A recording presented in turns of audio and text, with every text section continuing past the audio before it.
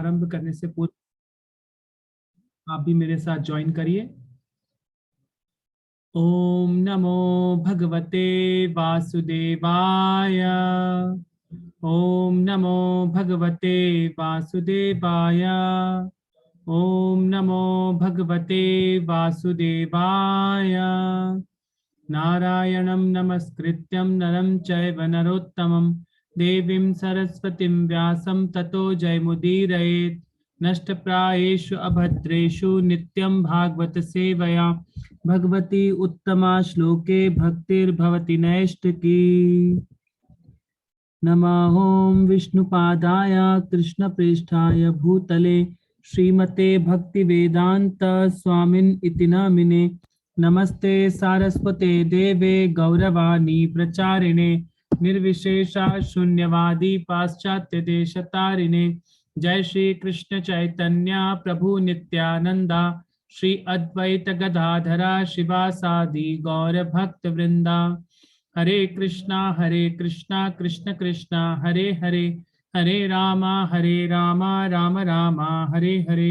श्री राधा वृंदावन चंद्र की जय, श्री गौर निताय की जय, श्रील प्रभुपाद की जय, श्रीमद् भागवतम की जय। Welcome all of you for today Shrimad Bhagavatam session. हम लोग फर्स्ट कैंटो का 6th चैप्टर पढ़ रहे हैं जिसका टाइटल है नारद तथा व्यासदेव का संवाद। तो इसमें नारद मुनि और व्यासदेव के बीच में अब डिस्कशन चल रहा है इस चैप्टर में, क्योंकि नारद मुनि ने वेद व्यास जी को इसके पिछले चैप्टर में गाइड किया था कि आप क्या करिए, अब भगवान के बारे में कंटिन्यूसली लिखिए, क्योंकि उनको क्या था, भगवान का पूरा अनुभव हो चुका था। नारद मुनि को वो साक्षात्कार कर चुके थे भगवान का, नारद मुनि, क्योंकि नारद मुनि किसकी बहुत एलिवेटेड पोजीशन पे है नारद मुनि। और जो वेद व्यास जी हैं वो भी भगवान के लिटररी इनकारनेशन है, परंतु फिर भी नारद मुनि उनके गुरु हैं।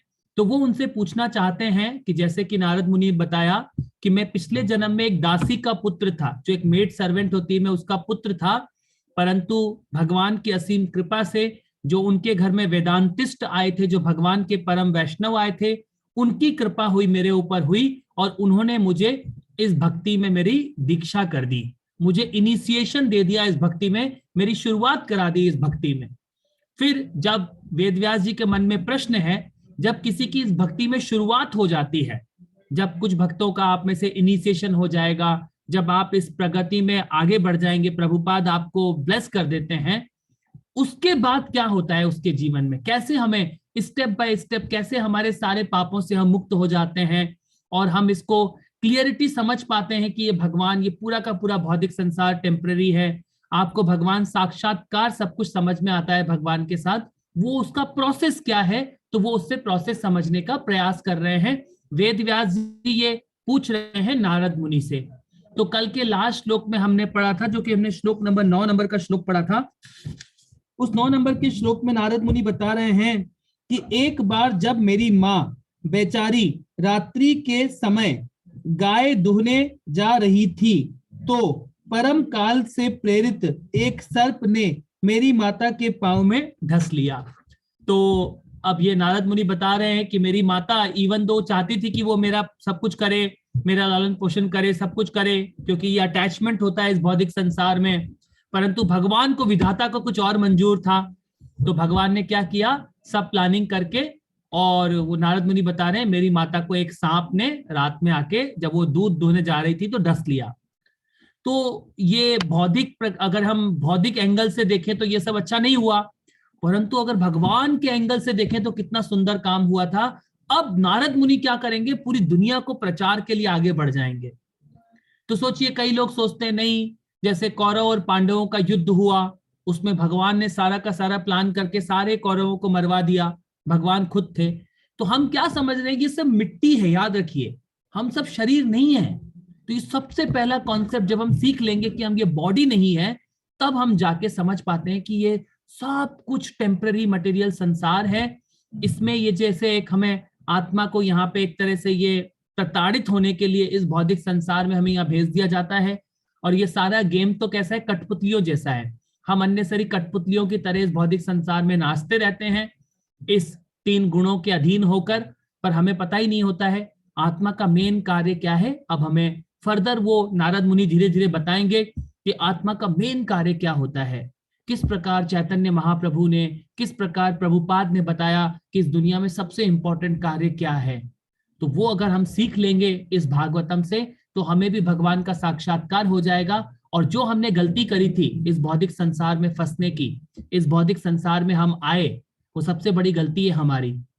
तो फिर हम यहाँ से निकल भी सकते हैं। जो हमारी गलती को हम, जो हमने प्रॉब्लम, जो गलती की थी, अगर हम उसको रेक्टिफाई कर लेंगे तो हम इस भौतिक संसार से निकल जाएंगे। इसी एक मनुष्य जीवन में आप निकल सकते हैं, प्रभुपाद जी बोलते हैं। तो आइए अब हम श्लोक नंबर 10वां पढ़ते हैं। बहुत सुंदर श्लोक है।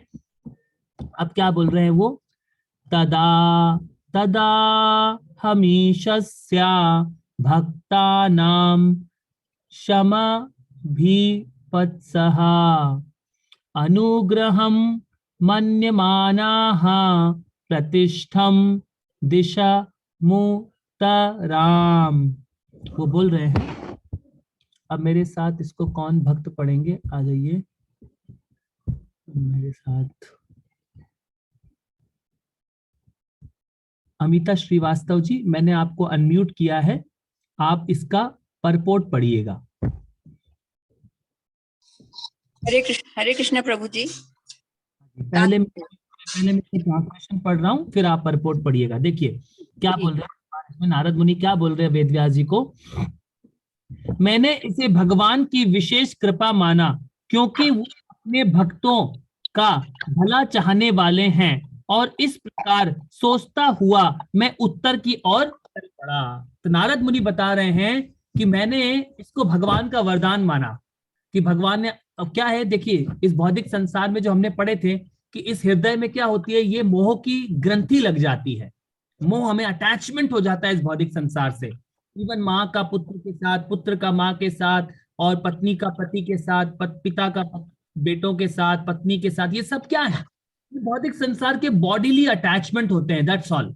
तो नारद मुनि को क्या, जब इनिशिएशन मिल गया तो बोल रहे हैं भगवान ने मेरे ऊपर स्पेशल कृपा करी, मेरी माँ को भी उठा लिया भगवान ने, वो बहुत स्पेशल कृपा करी। वो ऐसा नारद मुनि अब हमें बताएंगे। अब आगे हम पढ़ते हैं, इसका तात्पर्य पढ़िए माता जी। हरे कृष्णा प्रभु जी। भगवान के विश्वस्त भक्त पग पग को भगवान का वरदायक आदेश समझते हैं, जिसे लौकिक दृष्टि से विषम या कठिन क्षण समझा जाता है, उसे भगवान की विशेष कृपा के रूप में स्वीकार किया जाता है। लौकिक समृद्धि एक प्रकार का भौतिक ज्वर है, किंतु भगवान के अनुग्रह से इस ज्वर का तापमान धीरे धीरे गिरता जाता है और पद पद पर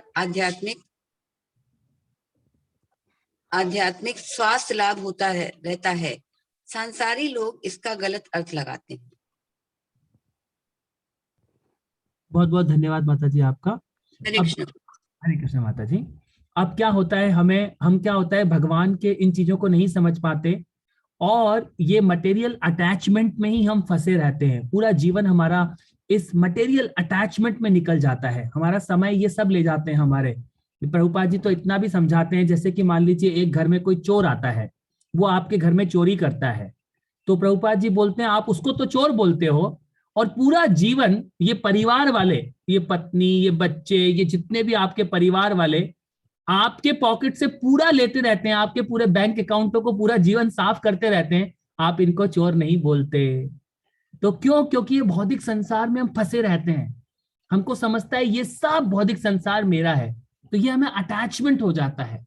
परंतु यहाँ पे सोचिए, मगर धीरे धीरे जब इस भगवान के रास्ते पे आप चलने लगते हैं, तो ये जो भौतिक अटैचमेंट है, ये धीरे धीरे इनका प्रभाव आपके जीवन से कम होने लगता है, और आपका स्पिरिचुअल प्रभाव धीरे धीरे धीरे करके ग्रो होने लगता है। तो जब हमें ये समझ में आने लग जाएगा हमारे माइंड में, तो हम क्या होने लग जाते हैं, इस मटेरियल अटैचमेंट से हम लोग निकलने लग जाते हैं। और वही नारद मुनि बता रहे हैं कि मेरे साथ क्या हुआ, मेरे को भगवान ने सब कुछ छीन लिया, अब कोई आगे अटैचमेंट नहीं है, और पत्नी को भी, सॉरी, अब उनका कोई है ही नहीं, माता को भी छीन लिया। इसी प्रकार अगर आप श्रीला प्रभुपाद जी का जीवन देखें, तो श्रीला प्रभुपाद जी ने जब पूरा का पूरा भागवतम का फर्स्ट कैंटो ट्रांसलेशन करके जब प्रभुपाद जी घर गए थे, तो एक बार घर में, वो कोलकाता में जब घर पे पहुंचे, तो उनकी पत्नी ने क्या किया, प्रभुपाद जी एक बाथरूम में स्नान करने के लिए गए होंगे, तो पत्नी ने क्या किया, जो प्रभुपाद जी ने हाथ से मैन स्क्रिप्ट पूरा भागवतम का फर्स्ट कैंटो लिखा था, उसको क्या किया, वो वहां रख के गए थे किसी टेबल पर। तो पत्नी आई और पत्नी ने क्या किया, वो सारा का सारा मैन स्क्रिप्ट पेपर उठा के बाहर किसी को दे आई और चाय पत्ती ले आई। और जब प्रभुपाद जी नहा के वापस आए, थोड़ी देर बाद अपना मैन स्क्रिप्ट ढूंढने लगे तो उनको नहीं मिला। तो उन्होंने अपनी पत्नी से पूछा कि मैंने यहाँ रखा था, वो कहाँ गया? तो पत्नी ने बोला कि मैंने तो वो बाहर दे दिया, उसके बदले में चाय ले आई। तो प्रभुपाद जी ने बहुत गुस्से में पूछा कि डू यू वांट टी और डू यू वांट मी? तो पत्नी ने रिप्लाई कर दिया कि आई वांट टी। तो प्रभुपाद बस फिर समझ गए उस दिन। तो प्रभुपाद ने बस चौथे और पांचवें दिन फिर अपने घर को छोड़ दिया था अपनी पत्नी को, और प्रभुपाद क्या चले गए, एक इंपॉर्टेंट काम के लिए निकल गए उस घर से। फिर प्रभुपाद बोलते हैं उस दिन के बाद मैंने पत्नी को अब कभी नहीं देखा, क्योंकि ये मटेरियल अटैचमेंट था। तो प्रभुपाद ने, देखिए भगवान जब कृपा करते हैं, प्रभुपाद को इस पूरी दुनिया का गुरु बनना था, पूरी दुनिया को गाइड करना था प्रभुपाद को। इस पूरे कलयुग के गुरु हैं प्रभुपाद। नेक्स्ट 10,000 साल तक इस पूरी दुनिया को गाइड करेंगे प्रभुपाद इस भक्ति में। चैतन्य महाप्रभु ने उनको इस धरती पर एम्बेसडर बन के उतारा है, ताकि आप जाइए पूरे दुनिया को प्रचार करिए, इस भक्ति में इनिशिएट करिए पूरी दुनिया को। तो ये प्रभुपाद के सारे अटैचमेंट देखिए, प्रभुपाद ने पहले, भगवान ने उनके सारे बिजनेस को छीन लिया, वो इतने बड़े व्यापारी थे, सारा बिजनेस चौपट हो गया। फिर पत्नी को भी छुड़वा दिया, बच्चों को भी छुड़वा दिया। फिर प्रभुपाद जब संन्यास लिए, फिर प्रभुपाद ने बहुत स्पेशल तरीके से पूरी दुनिया में प्रचार किया। तो ये भगवान का स्पेशल कृपा होता है किसी किसी के ऊपर। तो इसको क्या करते हैं भौतिक लोग, क्या समझते हैं, वो अटैचमेंट, ओ ऐसा हो गया, ओ उसकी माँ भी मर गई। तो ये क्या है, ये हमें नहीं सोचना चाहिए। माँ मरना मतलब खाली बॉडी गई है, आत्मा थोड़ी कहीं जाती है। तो ये कॉन्सेप्ट हमें समझना होगा, इसीलिए हम भागवतम पढ़ रहे हैं। तो इसका रियलाइजेशन होना है हमारे हृदय में। अगर हमको रियलाइजेशन नहीं हो रहा है तो फिर हम आगे नहीं बढ़ पाएंगे।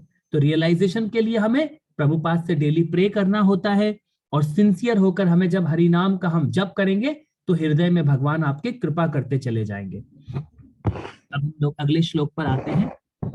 अब अगला श्लोक हम लोग 11वें नंबर का श्लोक पढ़ेंगे, और 11वें नंबर का श्लोक का परपोर्ट मेरे साथ पढ़ने के लिए अनामी माथुर जी, मैंने आपको अनम्यूट किया है, उसको आप पढ़ेंगे।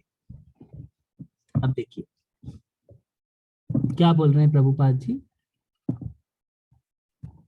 स्फटितांज नस्त्रया पुरग्रसत्रा जकारान खेटः खर्वटाश्च वान्युपवानि च। देखिए क्या बोल रहे हैं नारद मुनि।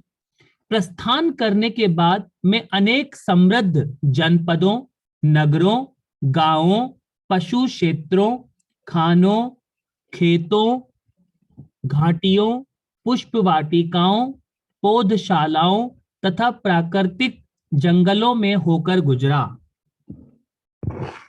पढ़िए, तात्पर्य पढ़िए आप। वर्तमान सृष्टि के पूर्व भी कृषि, खनन, फार्मिंग, उद्योग, उद्यान विज्ञान आदि के क्षेत्र में आज के ही समान मनुष्य की गतिविधियां थीं, और यही गतिविधियां अगली सृष्टि में भी बनी रहेंगी। करोड़ों वर्षों के बाद प्रकृति के नियम द्वारा किसी एक सृष्टि का शुभारंभ होता है, और विश्व का इतिहास प्रायः इसी रूप में पुनरावर्तित होता रहता है। लौकिक अज्ञानी जन पुरातात्विक उत्खननों में अपने समय को व्यर्थ गंवाते रहते हैं, किंतु जीवन की मूलभूत आवश्यकताओं की खोज नहीं कर पाते। श्री नारद मुनि ने आध्यात्मिक जीवन की प्रेरणा पाने के बाद, भले ही अभी वे केवल एक बालक थे, आर्थिक विकास में अपना एक क्षण भी नहीं गंवाया। यद्यपि वे नगरों तथा गांवों, खानों तथा उद्योगों में से होकर गुजरे थे, वे निरंतर प्रगतिशील आध्यात्मिक उन्नति की ओर बढ़ते गए। श्रीमद् भागवत इतिहास की पुनरावृत्ति है, जो करोड़ों वर्ष पूर्व घटित हुआ था। जैसा कि यहाँ कहा गया है, इतिहास की कुछ महत्वपूर्ण घटनाओं को ही चुनकर इस दिव्य साहित्य में अंकित किया गया है। हरे कृष्ण। हरे कृष्णा। अनामी जी, आपका बहुत बहुत धन्यवाद। देखिए ये श्लोक में कितनी इंपॉर्टेंट बात लेके आए हैं प्रभुपाद जी। नारद मुनि क्या बता रहे हैं कि जो ग्रेट पर्सनालिटी होते हैं वो अपना समय व्यर्थ नहीं करते हैं इस भौतिक संसार में। अभी जब हम लोग कुरुक्षेत्र में गए थे, कुरुक्षेत्र यात्रा करने गए थे सारे मंदिर के सारे भक्त, तो वहां पे एक भगवान श्री कृष्ण का म्यूजियम बनाया गया है। तो उसमें बहुत सारी पुरानी पुरानी, जैसे भेंट द्वारका है, वहां पे बहुत सारे लोग समुद्र के नीचे जैसे जाके खोद रहे हैं, और कोई छोटा पत्थर निकाल रहा है, कोई क्या निकाल रहा है, कोई क्या निकाल रहा है।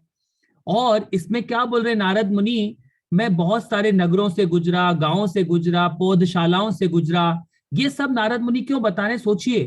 करोड़ों करोड़ों जन्म पूर्व जब ये लीला घटित हुई है, नारद मुनि वाली जब घटना हुई है, उस समय भी ये नगर हुआ करते थे, उस समय भी गांव हुआ करते थे, उस समय भी ऐसा ही पृथ्वी था जैसा आज है, सोचिए। तो ये जितनी भी हमको ये हमारी जो इतिहास है, संस्कृति है, ये सब ब्रह्मा जी का एक दिन हमने पढ़ा है कितना बड़ा होता है, 43,20,000 साल। और ऐसे जब 1,000 महायुग पास होते हैं तो ब्रह्मा जी का क्या पास होता है, सिर्फ ब्रह्मा जी का एक दिन पास होता है, 12 घंटे पास होते हैं। तो उस ब्रह्मा जी के 12 घंटे में ऐसे 1,000 कलयुग निकलेंगे, 1,000 त्रेता युग निकलेंगे, 1,000 द्वापर युग निकलेंगे, और 1,000 सतयुग निकलेंगे। तो ऐसे ये जो प्रकृति है बार बार रिपीट होती रहेगी। तो इसमें हमें हमारा समय वेस्ट नहीं करना है। आत्मा का मेन लक्ष्य क्या है, नहीं तो क्या होगा। ये ब्रह्मा जी ऐसे 100 साल जीते हैं, और इस ब्रह्मा जी के अगर हम लोग इस 100 साल में भी अगर भगवान तक नहीं पहुंचे, इस मटेरियल संसार से अटैचमेंट रह गया हमारा, तो फिर ये चक्र आपका फिर से चल पड़ेगा। फिर जाने कितने बिलियंस ऑफ ईयर आत्मा इसी भौतिक संसार में रह जाती है। तो सोचिए ये भागवतम कितना इंपॉर्टेंट है। क्यों बता रहे नारद मुनि ये सब हमें, क्यों वेद व्यास जी जैसे ग्रेट पर्सनालिटी आते हैं और ये क्यों लिखते हैं, ताकि हम जो इस कलयुग में आत्माएं फंसी हुई हैं उनको ये ज्ञान मिले और वो भगवान का साक्षात्कार कर पाए कि ये पूरा भौतिक संसार टेम्परेरी है और यहां से हम निकल सकते हैं। इसीलिए वो बता रहे हैं कि ये सब हमेशा होता रहेगा। तो ये जितने भी आर्कियोलॉजिकल डिपार्टमेंट हैं, ये सब हमारा क्या कर रहे हैं, सिर्फ टाइम वेस्ट बोल रहे हैं, यहाँ पे समय को व्यर्थ करता है। मनुष्य लाइफ का जो ये जीवन मिला है ना, इसका 1 सेकंड भी हमें व्यर्थ नहीं करना है। ये इतना इंपॉर्टेंट है। हर मोमेंट अगर आप कृष्ण का नाम जप करेंगे तो इसी एक जीवन में हम कृष्णा कॉन्शियस हो जाएंगे और यहां से हम निकल जाएंगे। ऐसा वो बता रहे हैं नारद मुनि। तो हमें हमारा समय इस भौतिक संसार को बनाने में, ये नई नई टेक्नोलॉजी बनाने में, इन सब में व्यर्थ नहीं करना है। ये ह्यूमन बॉडी, जो ये वाला जो बॉडी मिला है, इसमें डेवलप्ड कॉन्शियसनेस है। तो इस डेवलप्ड कॉन्शियसनेस का उपयोग करना होता है सिर्फ भागवतम और चैतन्य चरितामृता को पढ़ने में और भगवत गीता, 3 लिटरेचर पढ़ने में आपका पूरा जीवन निकल जाएगा। ये 3 लिटरेचर पढ़ लीजिए, आपका पूरा मनुष्य जीवन पूरा हो जाएगा और आप भगवान तक वापस पहुंच जाएंगे, अपने भगवान के पास। वहां जाके जो प्रेममयी भगवान की हम सेवा कर पाते हैं वो सबसे सुंदर होती है। तो अब कुछ करना है जीवन में तो कृष्ण के लिए सेवा करिए, और सब व्यर्थ है इस भौतिक संसार में। ये सब मटेरियल दुनिया बार बार चलती रहेगी, ये कभी नहीं रुकेगी। इसमें से आपको निकलना है तो ये भागवतम हमें सीखना होता है। चलिए अब अगला श्लोक पढ़ते हैं, आगे क्या बोल रहे हैं। अब देखिए बहुत सुंदर आएगा। अब सन्यासी के बारे में बता रहे हैं अगले श्लोक में। अगला श्लोक मेरे साथ कौन भक्त पढ़ेंगे? अनु माता जी आप पढ़िए। अनु माता जी मैंने आपको हरे कृष्णा प्रभु जी। सुंदर है ये क्या। अब जो इंपॉर्टेंट श्लोक आ रहा है, अब बोल रहे हैं धातु विचित्रा भग्नानु जुद्रुमान आशयाच्छी वत्सला सेवितः चित्रस्वने बिभ्रा मधु।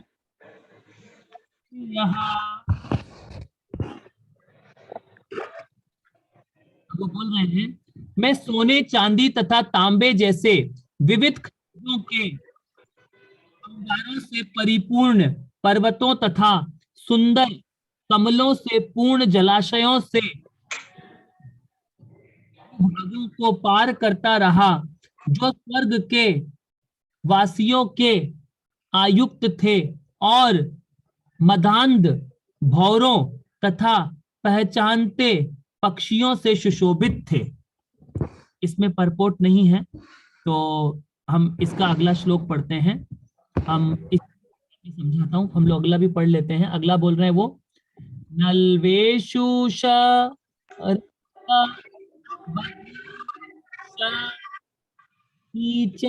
कहा एक एव तीयातो अहभ्रधाशु विपिनं महान् घोरं प्रतिभयाकारं व्याकुलोलुकोश वारिरम। पढ़िए माता जी, अनु माता जी पढ़िए। तब मैं अनेक जंगलों में से होकर अकेला गया, जो नरकटों, बांसों, सरपतों, कुशों, अपतरणों तथा गहवारों से परिपूर्ण थे और जिनमें अकेले निकल पाना कठिन था। मैंने अत्यंत सघन, अंधकारपूर्ण तथा अत्यधिक भयावने जंगल देखे, जो सर्पों, उल्लुओं तथा सियारों की क्रीड़ा स्थली बने हुए थे। माता जी आप पढ़ेंगे। और कोई भक्त पढ़िए, माता जी नहीं है तो।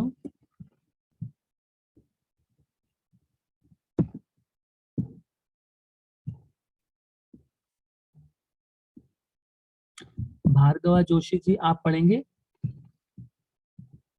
भार्गव जोशी जी, मैंने आपको अनम्यूट किया है। भार्गव जोशी जी।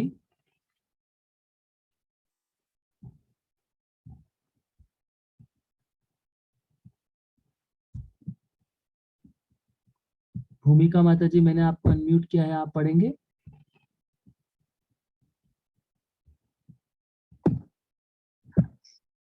हरे कृष्ण प्रभु जी। पढ़िए पढ़िए, तात्पर्य पढ़िए। बहुत सुंदर।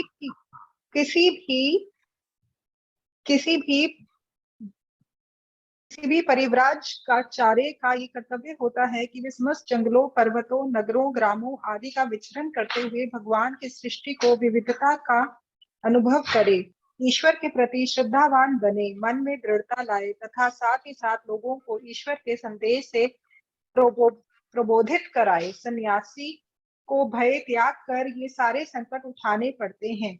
वर्तमान युग के सबसे विशिष्ट सन्यासी भगवान चैतन्य हैं, जिन्होंने इसी विधि से मध्य भारत के जंगलों में से होकर यात्रा की और शेरों, भालुओं, सर्पों, हिरणों, हाथियों तथा जंगल के अनेक पशुओं को भी प्रबुद्ध बनाया। इस कलयुग में सामान्य व्यक्ति के लिए संन्यास वर्जित है।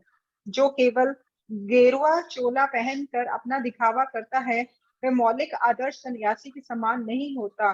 फिर भी मनुष्य को चाहिए कि सामाजिक संबंधों को तोड़ने का व्रत ले और केवल भगवान की सेवा में ही जीवन बिताए। वेश बदलना तो एक औपचारिकता मात्र है। भगवान चैतन्य ने सन्यासी के नाम का स्वीकार नहीं किया था। भगवान चैतन्य ने सन्यासी के नाम का स्वीकार नहीं किया था। इस कलयुग के तथा कथित सन्यासियों को चाहिए कि वे भगवान चैतन्य का अनुसरण करते हुए अपने मूल नामों को न बदलें। इस युग में भगवान के पवित्र यश के श्रवण तथा कीर्तन वाली भक्ति की संस्तुति की गई है, और जो व्यक्ति गृहस्थ जीवन छोड़कर संन्यास व्रत ग्रहण करता है, नारद या चैतन्य जैसे परिव्राजकाचार्यों का अनुकरण न करके पवित्र स्थान में बैठकर अपना सारा समय वृंदावन के षट गोस्वामी जैसे आचार्यों द्वारा संकलित पवित्र शास्त्रों के श्रवण एवं कीर्तन में व्यतीत करना चाहिए। हरे कृष्णा प्रभु जी, थैंक यू। आपका बहुत धन्यवाद। अब आप अपने आप को म्यूट पे कर लीजिए। अब देखिए कितना सुंदर श्लोक है। इसमें नारद मुनि बता रहे हैं कि किस प्रकार वो इन कठिन जंगलों से गुजरे। तो जो इस कलयुग में ऐसे बहुत सारे लोग हैं, वो बोलते हैं कि हम सन्यासी बन गए हैं और अब हम सन्यास धारण करेंगे। वो एक चोला पहन लेते हैं और बोलते हैं अब हम सन्यासी बन गए हैं। तो जो सन्यासी की रियल डेफिनेशन होती है वो भागवतम में ही हमें 4 प्रकार के सन्यासियों की स्टेजेस होती हैं।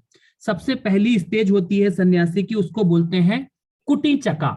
कुटी चका का मतलब होता है, वो क्या करता है, इस प्रकार का सन्यासी सबसे पहले क्या करता है, कुटी चका का मतलब होता है वो डिसाइड करता है कि मुझे अब क्या करना है, कुटी चका। कुटी चका मतलब वो गांव के बाहर, उस शहर के बाहर अपनी एक कुटिया बनाता है और वो जो अपने परिवार वाले हैं उनसे क्या करता है, सोशल डिस्टेंसिंग बनाता है। वो क्या करता है, मैं आपसे सोशल डिस्कशन नहीं करूंगा। वो बाहर रहता है, भगवान की भक्ति में मन लगाता है, परंतु उसका भी जो भोजन वगैरह है वो कहां से आता है, वो उसके घर से ही आता है। अभी तक वो एक लेवल का सन्यासी बना है, उसको बोलते हैं कुटी चका। कुटी चका के बाद नेक्स्ट लेवल आता है बहुदका। बहुदका का मतलब होता है, वो क्या करता है, वो घर के बाहर तो रहता है, थोड़ा थोड़ा घूमता भी रहता है, परंतु वो क्या करता है, अब जो सिर्फ एक घर से खाना नहीं लेता है, वो बहुत सब घरों से थोड़ा थोड़ा इकट्ठा, मान लीजिए उसको 2 रोटी की जरूरत है तो किसी एक घर से एक ले लेगा, दूसरे घर से दूसरी ले लेगा, तो किसी भी घर वाले के ऊपर, किसी भी गांव वाले के ऊपर बोझ नहीं बनता वो। तो वो क्या करता है, बहुदका, वो कहीं से थोड़ा सा मांग लेता है और अपना जीवन ऐसे ही बिताता है। उसके बाद देखिए और लेवल में जो सन्यासी आगे बढ़ते हैं, तीसरा सन्यासी होता है, उसको बोलते हैं परिव्रजकाचार्य। जब हम प्रभुपाद जी के लिए प्रेयर बोलते हैं सुबह सुबह, उसमें आता है ओम ओम विष्णुपाद परमहंस परिव्रजकाचार्य। तो प्रभुपाद क्या थे, वो परमहंस भी थे और वो परिव्रजकाचार्य भी थे, वैसे सन्यासी थे प्रभुपाद। तो वो परिव्रजकाचार्य का मतलब क्या होता है, वो फिर ट्रैवल करता है इस भगवान की भक्ति का प्रचार करने के लिए, इन सब गृहस्थों को, इस पूरी दुनिया को क्या करता है, वो ट्रैवल करता है, खूब विचरण करता है और जहां जिसे उसको मिल जाता है वो उसमें अपने आप को मग्न रखता है। कुछ मिला तो वो अपने जीवन को, ये सन्यास क्यों लिया जाता है, ताकि उसका माइंड स्ट्रांग हो सके और वो क्या कर सके, इस भौतिक संसार की वस्तुओं से निकल सके। जब और फिर वो पूरा फुली भगवान पे डिपेंड होता है, वो इस भौतिक संसार की चीजों पे डिपेंड नहीं होता है। परिव्रजकाचार्य मतलब जैसे सन्यासी बस ट्रैवल करते रहते थे, जो पेड़ों से कुछ खाने को मिल गया तो ठीक है, पानी पीने को मिल गया तो ठीक है, और वो क्या करते थे, अपने प्रचार में व्यस्त रहते थे। उनका मेन कार्य होता था कि इन सबको प्रचार करना, ताकि मेरा जीवन क्या हो सके, सबसे पहले मैं भगवान की भक्ति में कंप्लीट, जो मेरा मेन कर्तव्य है भगवान की सेवा में, मैं लग सकूं और मैं ये जितना भी ये जो ज्ञान है भगवान के साक्षात्कार होने के लिए जो नॉलेज है, मैं इसको डिस्ट्रीब्यूट कर सकूं। तो उसको बोलते हैं परिव्रजकाचार्य, जो भ्रमण पे रहते हैं हमेशा। और सबसे टॉप मोस्ट स्टेज होती है परमहंस। परमहंस कैसे होते हैं, वो इससे भी ऊपर स्टेज पे होते हैं, वो कंप्लीट भगवान को सरेंडर सन्यासी होते हैं। तो प्रभुपाद यहाँ पर हमें इस श्लोक में नारद मुनि बता रहे हैं कि अब देखिए नारद मुनि कैसा जीवन जी रहे हैं। वो इवन दो छोटे से बच्चे हैं, मगर वो एक्चुअली रियल सन्यासी बन चुके हैं। वो देखिए बिल्कुल छोटे से बच्चे हैं, अभी 5 साल 6 साल के बच्चे हैं, और अब उनकी माँ भी नहीं है और उनका परिवार में कोई नहीं है, और वो जंगल में निकलते जा रहे हैं, घने जंगलों से, जहां शेर हैं, उल्लू हैं, और वो क्या है, फुली भगवान पे डिपेंडेंट है। इवन दो उनका कोई नाम चेंज नहीं हुआ है, उनका कोई सन्यासी नहीं है, परंतु वो क्या है, ग्रेट पर्सनालिटी के रूप में निकलते जा रहे हैं, क्योंकि अब उनको भगवान का साक्षात्कार हो गया है कि उन वेदांतिस्ट ने उनको जीवन में क्या दे दिया है, भक्ति से अवगत करा दिया है। तो जब भक्ति से कोई अवगत हो जाता है तो वो इस भौतिक संसार के डरों से मुक्त हो चुका होता है। वो एक अलग लेवल, एक ट्रांसेंडेंटल प्लेटफॉर्म पे फिर अपना जीवन जीता है। जैसे सुखदेव गोस्वामी थे, वो माँ के गर्भ से 16 साल के बच्चे के रूप में बाहर निकले और घर छोड़ के चल दिए, नग्न अवस्था में, नंगे थे वो, और घर से बाहर निकल गए। तो क्या था उनको, वो इस चीजों से अटैच नहीं थे। तो ये प्रभुपाद जी यहाँ पे हमें रिकमेंडेशन दे रहे हैं इस परपोर्ट में कि इस कलयुग में ऐसा नहीं है कि सिर्फ नाम चेंज कर लिया, या ये हमने एक तिलक लगा लिया, एक शिखा रख ली और ये गेरुए कपड़े पहन लिए और हम सन्यासी हो गए। नहीं, इसको सन्यासी नहीं बोलते हैं। ये ड्रेस तो क्या 1000 रुपए की ड्रेस है और ये 50 रुपए में बाल कट जाते हैं, तो क्या इससे सन्यासी हो जाएंगे? 1000 रुपया खर्च करने से कोई सन्यासी नहीं हो जाता है। ये लाल रंग के कपड़े पहनने से कोई सन्यासी नहीं हो जाता है। सन्यासी होता है वो कैसे, वो जब इस लेवल पे आ जाता है, उसका माइंड फुली भगवान को सरेंडर होता है। तो वो इस लेवल की बात कर रहे हैं। जिस प्रकार चैतन्य महाप्रभु भगवान खुद थे, उन्होंने ट्रैवल करके दिखाया। चैतन्य महाप्रभु ने क्या है, पूरा भारत भ्रमण किया प्रचार के लिए, शीला प्रभुपाद ने पूरा संसार ट्रैवल किया प्रचार के लिए। उससे क्या होता है, हमारा माइंड भी स्ट्रांग हो जाता है और हम फुली भगवान पे डिपेंड होते हैं कि जो भगवान की इच्छा होगी, क्योंकि परमात्मा तो आपके हृदय में बैठे हैं, परमात्मा को पता होता है कि मुझे क्या क्या सप्लाई करना है, परमात्मा आपको सब सप्लाई करते हैं। फिर हर इस बॉडी की रिक्वायरमेंट पूरी करने के लिए भगवान, फुली आप भगवान पे डिपेंड हो जाते हैं। फिर वो किसी आपके घर के परिवार पे, किसी पे आप डिपेंड नहीं होते हैं। तो एक्चुअली वैसा जीवन जो अभी इस कलयुग में क्या है, वैसा जीवन रिकमेंडेड नहीं है। तो प्रभुपाद जी क्या बोल रहे हैं, हमें क्या करना चाहिए, वृंदावन धाम में या किसी भी धाम में अच्छे से रहना चाहिए और भक्तों के बीच में रहकर इस भक्ति को प्रैक्टिस करना चाहिए। तो जब हम इस प्रकार अपनी भक्ति को प्रैक्टिस करेंगे तो आप में से कई भक्त होंगे, अगर आप चाहें तो वृंदावन में आके रहिए भक्तों के बीच में। इसी कार्तिक महीने में मंदिर का इनॉग्रेशन होने जा रहा है, वह बहुत सारे घरों का प्लानिंग किया गया है। तो आप वहां जब भक्तों के बीच में रहेंगे तो आप क्या कर पाएंगे, इस भक्ति में धीरे धीरे करके हमें ये बौद्धिक संसार से डिटैचमेंट डेवलप होगा और हमें कृष्णा से हमारा प्रेम डेवलप हो जाएगा। तो वो रियल रिकमेंडेशन दी है प्रभुपाद जी ने इस श्लोक में। अब हम अगले श्लोक पर आते हैं। अब हम लोग श्लोक नंबर 14 पे आ गए हैं। मेरे साथ श्लोक नंबर 14 का ट्रांसलेशन पढ़ने के लिए आएंगे भावना गुप्ता माता जी, आप पढ़िएगा। अब देखिए क्या बोल रहे हैं वो, परिश्रानत इंद्रियात्मा हम त्रटा परितो भुक्षितः स्ता आत्वा पतित्वा हृदय नद्या अब वो बोल रहे हैं, इस प्रकार विचरण करते हुए मैं तथा मन से थक गया और प्यासा तथा भूखा भी था, अतएव मैंने एक सरोवर में स्नान किया और जल भी पिया। जल स्पर्श से मेरी थकान जाती रही। पढ़िए माता जी।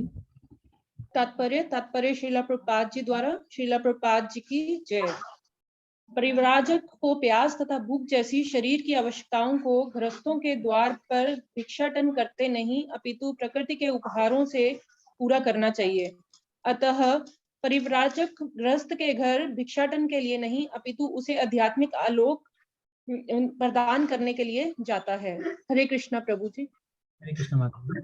तो यहाँ पे अब जो ये परिव्रजकाचार्य होते हैं, जो बहुत ग्रेट भक्ति में बहुत आगे बढ़ जाते हैं, ये मत समझिएगा कि यहाँ पे उसको क्लियर कर रहे हैं प्रभुपाद जी कि ये किसी गृहस्थ के घर, ऐसा नहीं है कि उनको खाने की जरूरत होती है इसलिए वो किसी गृहस्थ के घर जाते हैं। No, not at all.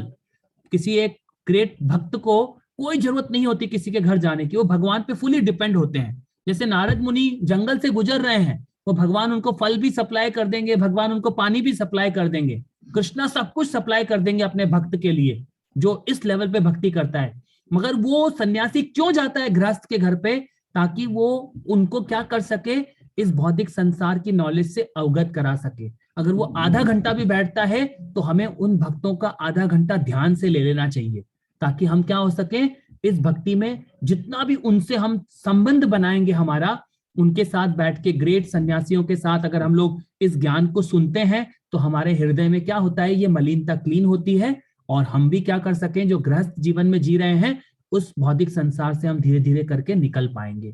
तो यहाँ पे नारद मुनि बता रहे हैं, रिकमेंडेशन दे रहे हैं कि हमें क्या करना चाहिए। जो ग्रेट सन्यासी होते हैं उनको कैसी, वो फुली भगवान पे डिपेंड होते हैं।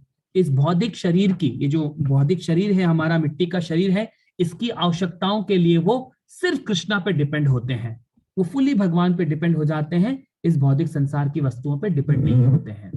तो ये आज हमने यहाँ तक श्लोक नंबर 14 तक संपूर्ण कर लिया है। आज हम कथा को यहीं विराम देते हैं, समय पूरा हुआ है। और अभी आपका किसी का कोई प्रश्न है तो आप पहले प्रश्न पूछ लीजिए। किसी का भी कोई भी प्रश्न है तो आप प्रश्न पूछ लीजिए। मैंने आप सभी को